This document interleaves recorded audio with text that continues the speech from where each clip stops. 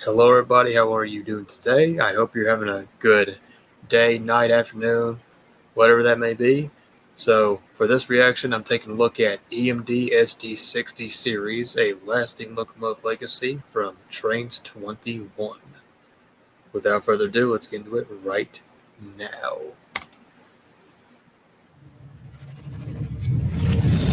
Oh, I that's a solid intro there, AC. I must say, I don't think you've ever had an intro before until now. So that's cool. I never heard anything particularly bad about the SD60 series EMDs other than they look just like the SD50 series EMDs, which was never a good thing. Same thing with me. I've never heard anything bad about the 60s, except for the fact they look almost completely identical to the 50s, which was not a good thing at all.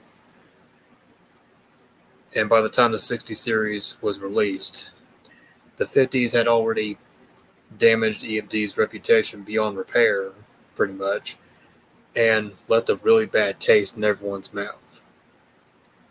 So, unfortunately. So, what do we have here?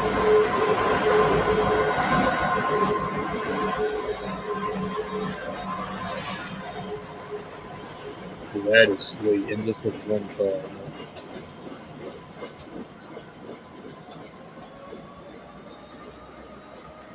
Ooh, ripping up. I think that the biggest problem that the SD60s and Jeep 60s had was the bad taste left in people's mouths by the SD50s and GP50s. And in the time that it took EMD to work out the bugs and introduce the 60 series engines, GE introduced their Dash 8 line, which toppled EMD from its plateau and from which they've never been able to reclaim. Now EMD no longer exists, at least not the way that we knew it. But the SD60s had their issues too, according to workers who called them junky and claimed that they always were blowing oil. That's surprising. I didn't know they had those kind of small issues until now. The more you learn, I guess.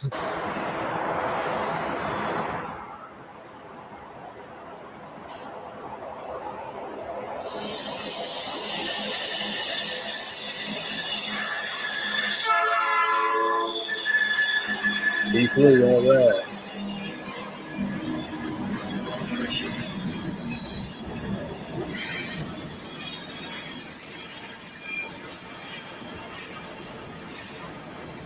That was a sweet concept right there. Conrail had 25 SD60s, 75 SD60Ms, and 80 SD60Is, if memory serves me proper. Today, all but a few of the NSSD60s have either been retired, rebuilt into SD60Es, sold off, or scrapped. Well, I know for a fact that every single standard cab SD60 from NS has been retired. A good number of them ended up getting scrapped, I'm pretty sure, or went somewhere else, including the SD60Is they had. But I know that the vast majority of them ended up getting rebuilt as SD60Es. And on the previous note, I don't remember or know exactly if Conrail had it specifically used SD60Ms, but the SD60Is were originally exclusive to them.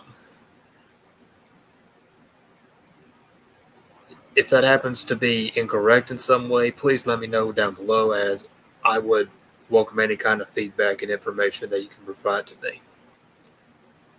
On the other side, most of their 50 Jeep 60s are still going strong to this day and are loved by the crews as they're said to be the ultimate smooth riding 4-axle diesel. That's The good. ones that crews seemed to hate were Santa Fe's GP60Ms. The wide cab was too heavy and weighted down the front of the engine, making for a really rough ride. In all, Santa Fe contributed 40 Jeep 60s, 23 Jeep 60Bs, and 63 Jeep 60Ms to the huge BNSF merger on New Year's Day, 1997. The BNSF used to run those Oakways all over their system and beyond, and they also bought the three demonstrators that all somehow ended up on CSX. They had 100 SD60M, some of whom were the Triclops units. 14 were sold to PRLX, and 9 ended up on the NS as numbers 6807 through 6815.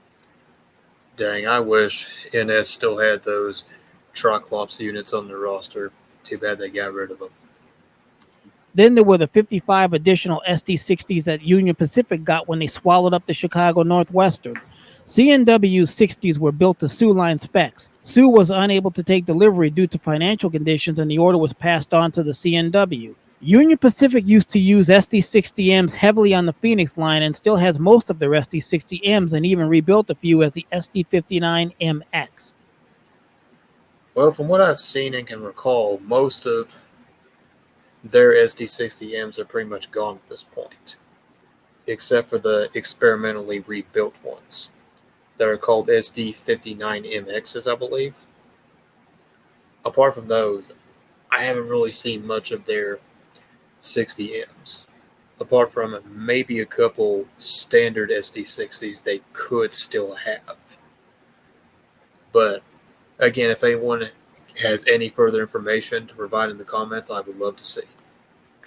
The C&W SD60s were retired by UP and sold off to CRIX and Helm Leasing, who sold a lot of them to NS for rebuilding into SD60Es. Southern Pacific, going into the Union Pacific, had the largest Jeep 60 fleet at 198 units, 100 from SP, 95 from the Cotton Belt, and 3 from the Rio Grande. UP still has a few of the Jeep 60s running around, some still in Southern Pacific and Cotton Belt paint, and the BNSF still has some Jeep 60s, Jeep 60Ms, and Jeep 60Bs running around. Now, correct me if I'm wrong, but I think it's possible that BNSF ended up rebuilding a few of their GP60Bs to have control cabs, just converting them into GP60s in some form or way.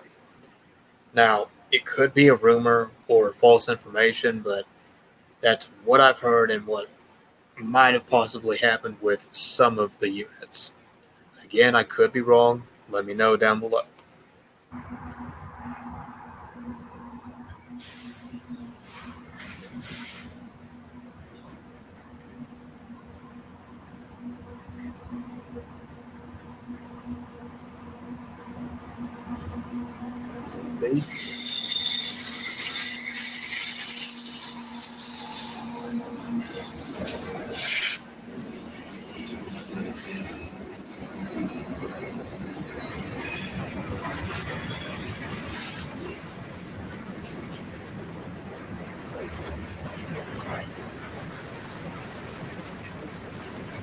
There are a couple of outcast Jeep 60s floating around, 2 ex-Texas Mexicans and 1 for the United States Department of Energy.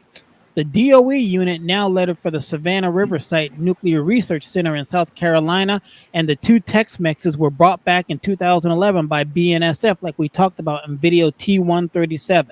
Canadian Pacific still has several SD60s and a few SD60Ms by way of the Soo line, and as you learned in the video T139, they used to be an everyday sight in the region. The Indiana Railroad's SD60s are ex-Soo lines. Now, this is just sad to look at. Makes me imagine the worst. CP returned the first order when their lease expired, and 11 of them went to the Indiana Railroad, and CEFX got the rest.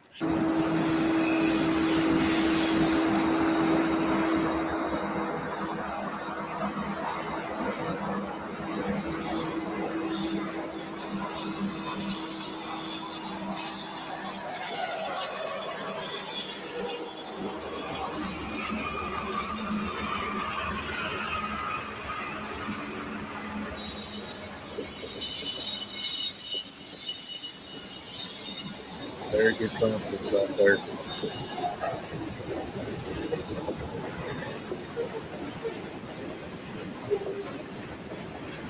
Canadian National had their cowl-bodied SD50Fs and SD60Fs, and NS had their ex-Conrail SD60M and SD60Is. All SD50Fs have been retired, sold off, or scrapped. The Dakota, Missouri Valley, and Western picked up 5 of the units, with 2 other units going to the Shortline Montana Limestone Company at Warren, Montana. Even though the 60 series locomotive didn't have the problems of the 50 series locos, or the fact that they looked a lot like the 50 series engines, or the huge single orders of the 70 series that followed, a la BNSF 70 Max and UPSD 70Ms, they seem to be notable for not being notable. When all said and done and the scorecard is tallied up, the 60 series locomotive did what they were built to do and did it well, without much fuss or much fanfare. Putting it a little simpler, I think maybe that one of the reasons that the 60 series got overlooked somewhat is because the 50 series got so much bad press as their problems became more and more apparent. Yeah, I think that too. And I do know that obviously most of the SD70 units from NS did eventually get rebuilt. Again, most of them. Some of them ended up staying with Progress Rail, from what I can recall, while the rest became SD70 ACCs. While plenty of SD60s got rebuilt as well, and unfortunately, it seems like most, if not all, of the Kawabata units, either EMDs or Kawabata Dash 8s from BC Rail, yes, have pretty much been retired or scrapped. Particularly from recent funeral trains of old BC Rail units and whatnot. I'm kind of getting off track, I understand that, but yeah. Some SD70Ms originally from NS have thankfully ended up with RJ Corman, which I'm really happy about. If I ever capture one of those on my line while rail fanning, I'd be so happy. Anyway, let's continue. And by the time the hype finally settled down surrounding the 50 series diesels, EMD was announcing their 70 series lineup. The 60 series and especially the 50 series EMDs had their problems, but they were great looking locomotives in their original form. They certainly were, and they were definitely classics. Not perfect, but good workhorses, including their SD60M counterparts. But yeah, that's going to do it for the video, everyone. Hope you enjoyed. Again, if there's any additional information you can provide regarding the SD60 series and other models, I would love to hear it down below.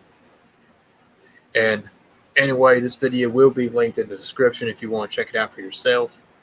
And as always, everyone, take care and have a good day. Can't even